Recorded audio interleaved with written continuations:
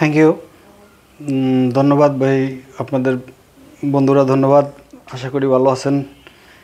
আমরা কিছু দালাল চিনাবো আজকে, যে ক্যাপশনে যে দালালটার মনে করেন যে ছবি দিছি, এই দালাল হলো সাজ্জাদ কাদির। এই সাজ্জাদ কাদির আপনি দেখবেন যে হয়তো বা এক একটা করে আমি এক একটা ভিডিও দিব, দেখবেন যে কতগুলা দালাল হয়েছে, কতগুলা মানে একটা থাকার লাগে। তো হয়তো হাসিনার সময় তো আমি এত দালাল দেখি নাই, বা এত হয়তো বা আরো বেলা সবাই সাংবাদিক, এত সাংবাদিক তো আমি দেখি নাই যে সব বিপরীত কথা বলে, যেটা হয়তোবা যে কথার কোনো মূল্য নাই, মূল্যহীন কথা একটা শুধু হয়তোবা যেভাবে আইসিটি একটা উড়ে দেওয়ার পরে এরা যাথা বলতে পারে, হয়তোবা প্রফেসর ডক্টর মোহাম্মদ ইউনূসের যে ইজ্জত নিয়ে কথা বলে, এরা যে কত টাকা এক একজনে পায় মাসে, বা এককালীন কত টাকা পাইছে, মানে টাকার খনি পাইছে হয়তোবা এই কিছু সাংবাদিক। যেমন এই যেটা আমি বললাম যে সাজ্জাদ কাদির, এটা একটা সাজ্জাদ কাদির একটা বদমাইশ। এটা যদি হয়তো কেউ দুই একটা ভিডিও দেখে থাকেন, দেখেন আপনি যে ওর কোনো একটা ভিডিওতে যদি ওর যদি পজিটিভ হয়তো বা একটা ভালো কাজ হয়েছে এই কথাটা যদি ওর থাকতো, তাইলে আপনি দেখবেন যে ওর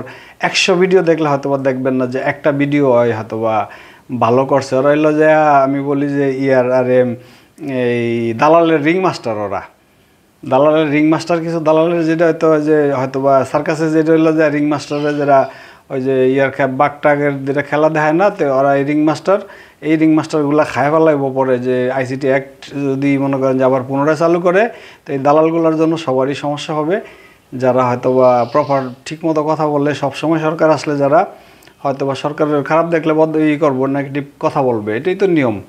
একজন অ্যানালাইসিস্ট এটাই নিয়ম, যে হয়তোবা যখন দেখবো যে গভর্নমেন্ট খারাপ করে তখন তার সমালোচনা করবে, আর যখন হয়তোবা দেখবো যে না গভর্নমেন্ট ঠিক আছে, হয়তো দেশের জনতার জন্য কাজ করে, তখন তার কথা বলতে হইব। তো প্রশংসার কথা তো না, কেউ তো আর আমরা প্রশংসার কথা বলি না। আমরা বলি হয়তোবা যে আগামীতে কী হবে, রাজনীতিতে কী হবে সেটা। ওরা কিন্তু রাজনীতিতে কী হবে এটা বলে না।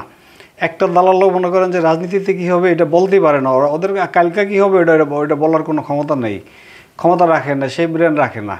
ওর রইল যে হয়তোবা কীভাবে মানুষের ইজ্জত নষ্ট করবে, যে একটা গুণী লোকের ইজ্জত নষ্ট করবে, সেটাই হলো যে ওদের কাজ।